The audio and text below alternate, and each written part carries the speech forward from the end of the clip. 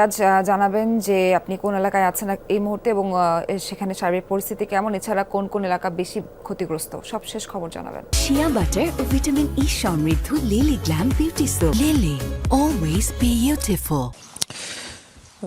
নোয়াখালীর মানুষ যেটি বলছেন যে গত ২০ থেকে ২৫ বছরে তারা এই ধরনের যে বন্যা পানি বা নোয়াখালী শহরের উপরে পানি, সেই ধরনের পানি দেখেননি। কারণ এর আগেও যেহেতু এটি উপকূলীয় এলাকা, জানেন যে পাশে আমাদের মেঘনা নদী রয়েছে, সেই মেঘনা নদী যখন পানি বাড়ে বা যখন বন্যার সৃষ্টি হয় তখন মূলত শহর নয়, সব আশপাশে যে উপকূলীয় অঞ্চলগুলো রয়েছে একেবারে, বা সুবর্ণচর, কোপালীগঞ্জ, কবিরহাট, ওই এলাকাগুলোতে পানি ওঠে। কিন্তু এই জায়গাটাতে একেবারে সদরের মধ্যে আপনি যখন যে চিত্রটি দেখছেন সেটি সদরের চিত্র, অর্থাৎ জেলা শহরের মধ্যে একটি রাস্তার চিত্র, যেখানে হাঁটু পানি ভেঙে মানুষের যেতে হচ্ছে বা হাঁটু পানি মারিয়ে মানুষকে চলাচল করতে হচ্ছে।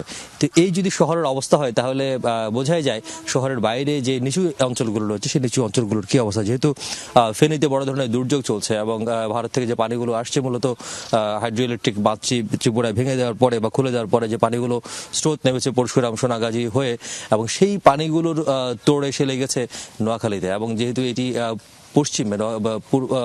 পশ্চিম অংশে অবস্থিত ফেনী থেকে, এবং সেই পানিগুলো মূলত লক্ষ্মীপুর হয়ে সেই মেঘনাতে গিয়ে পড়ার কথা। এবং আমরা এই থেকে দেখাচ্ছিলাম যে রাস্তাটি, আরেকটি সড়ক আপনি দেখেন যে এটি আরো আরেকটি মূল সড়ক, যেটি দিয়ে মূলত কবিরহাটের দিকে যাওয়া যায়, সেই সড়কটিতে মানুষ পানি দিয়ে তারা আসতে হচ্ছে। এবং এখানে অনেকজনের সাথে কথা বলেছি, তারা যেটি বলছেন যে যখন বৃষ্টি হয়, টানা যখন বৃষ্টি হয়, তখন সেই বৃষ্টিতে কিছুটা পানি জমে, অর্থাৎ জলজট তৈরি হয়, কিন্তু জলাবদ্ধতা বা বন্যা পরিস্থিতি তৈরি হয় না। এবারে যে বৃষ্টি বা এবারে যে পানি, সেই পানির তারা উৎস সম্পর্কে খুবই সন্দেহ, এবং তারা বলছেন যে এটি স্বাভাবিক সময়ের কোনো ধরনের বন্যা নয়।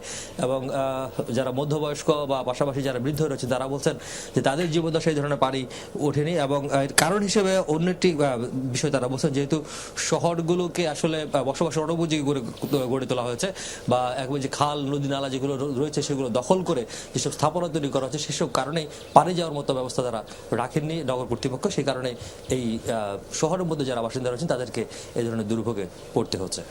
রিয়াজ, ধন্যবাদ আপনাকে।